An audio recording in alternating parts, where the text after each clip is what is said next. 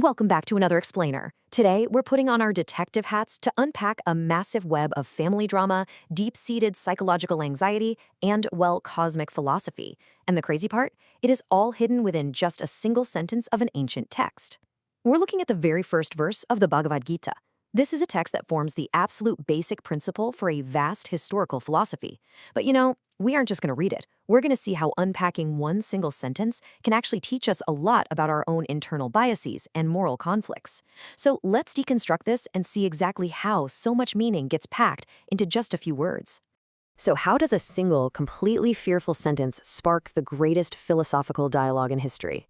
Let's dive into this mystery because the setup is just fascinating. Picture this. A blind king is sitting in his room asking what seems like a very simple question about a battlefield that's happening miles and miles away. But as the source material reveals, this question isn't just some polite inquiry about the weather. No, it's the catalyst that sets the stage for a literal epic war, and it sparks what's widely considered one of the greatest philosophical dialogues in human history. So why was he so terrified, and what was really going on in his head? Okay, here's our evidence board. It's the very first verse of the text, spoken by King Dhṛtarāṣṭra. He asks, "O Sanjaya, after assembling in the place of pilgrimage at Kurukshetra, what did my sons and the sons of Pāṇḍu do, being desirous to fight?"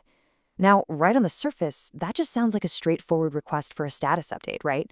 But as we systematically zoom out through this explainer, we're going to unpack the speaker's hidden psychology, his intense paranoia, and the overarching metaphor that basically defines the entire text. It really is one sentence packed with drama. But before we can properly decode that drama, we have to understand the specific standard required to analyze this ancient text according to its own tradition. The source material makes it very clear that you can't just read this like any ordinary novel or history book if you actually want to extract its true value. The crucial point here is that understanding this perfect theistic science requires a totally unmotivated approach. First off, it has to be read scrutinizingly. Second, the ideal way to receive it is through a clear line of disciplic succession. That specifically means learning it with a devotee, which is exactly what the warrior Arjuna did when he originally heard it directly from the Supreme Personality of Godhead, Lord Krishna. And third, you really have to avoid any personally motivated interpretations. You basically just have to take the text exactly as it is. Approaching it this way is absolutely vital. Why? Because when it's read without those motivated interpretations, the source claims this text surpasses all other worldly scriptures and studies of Vedic wisdom.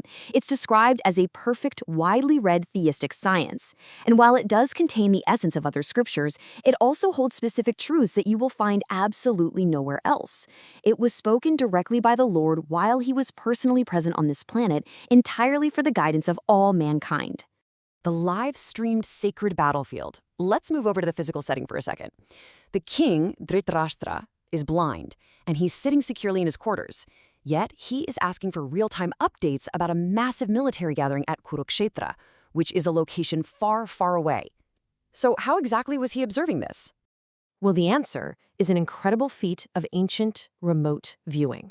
The person the king is talking to in our quote is Sanjaya, who was his secretary. Sanjaya was a highly dedicated student of the sage Vyasa, and by the mercy of Vyasa, Sanjaya was granted this mystic vision. This allowed him to envision the entire battlefield of Kurukshetra live, right there from the king's room. He was effectively live-streaming the gathering armies directly into the king's mind. Pretty wild, right?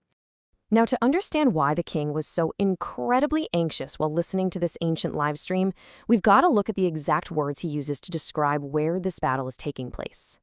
The very first word of the original Sanskrit text is Dharma Kṣetre, which literally translates to a place where religious rituals are performed.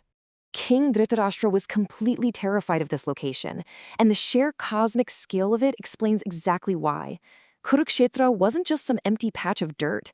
It was a sacred place of pilgrimage dating all the way back to the immemorial Vedic age. It was so incredibly sacred, in fact, that it was a place of worship even for the denizens of heaven. Imagine the absolute weight of that. The king knew perfectly well that the religious influence of this holy place would heavily favor his nephews, the sons of Pāṇḍu, because by nature, they were all highly virtuous. And to make matters even worse for him, the Supreme Personality of Godhead was present there, right on the side of his nephew Arjuna. A father's secret bias. So the king is sitting in his room, terrified of the holy ground, just waiting for updates. Let's zoom in on his specific word choices in our opening quote to expose the mental breakdown that's happening in his mind right now. Notice the language he uses to deliberately build a mental wall right down the middle of his own family. Both the sons of Dhṛtarāṣṭra and the sons of Pāṇḍu belong to the exact same family heritage. Yet he says mamaka, meaning my party or my sons, claiming only them as the true Kurus. Then he says Pāṇḍava, entirely separating his nephews, the sons of Pāṇḍu, from the family lineage. This one little slip of the tongue instantly discloses the king's deeply biased position. It completely exposes his extreme nepotism and his paranoia. Let's unpack what the source tells us about his mindset here. First, he was highly doubtful about the possibility of his own son's ultimate victory. That's where his fear of the Holy Land comes from. Second, he already knew for a fact that they had assembled for a determined engagement of war, yet he still desperately asked, what did they do? And third, this inquiry is a huge deal because he absolutely did not want a compromise or a peace treaty between the cousins. He wanted war, but he was secretly panicked about the fate of his own sons. It's a classic case of cognitive dissonance, wanting a specific outcome while totally dreading the reality of it. Uprooting the weeds. Finally, let's zoom all the way out to look at an overarching philosophical metaphor. This is hidden right within this historical feud, and it essentially sets the stage for the rest of the text. This brilliantly illustrates the deeper meaning of the words Dharma Kṣetre and Kurukshetra. The text actually compares this sacred battlefield to a giant paddy field. Think about it. In agriculture, a farmer goes into a paddy field to pluck out the unnecessary, unwanted plants so the actual crop can thrive, right? Well, similarly, in this religious field of Kurukshetra, the Lord is personally present to do exactly that. The unwanted weeds are the king's own son, Duryodhana, and his party. By clearing them out, the thoroughly religious persons, the true crop, headed by Yudhishthira, can be firmly established by the Lord. So, in the religious field of Kurukshetra, who will be uprooted and who will remain? As we wrap up this explainer, we're left standing on the very edge of a holy, ancient battlefield.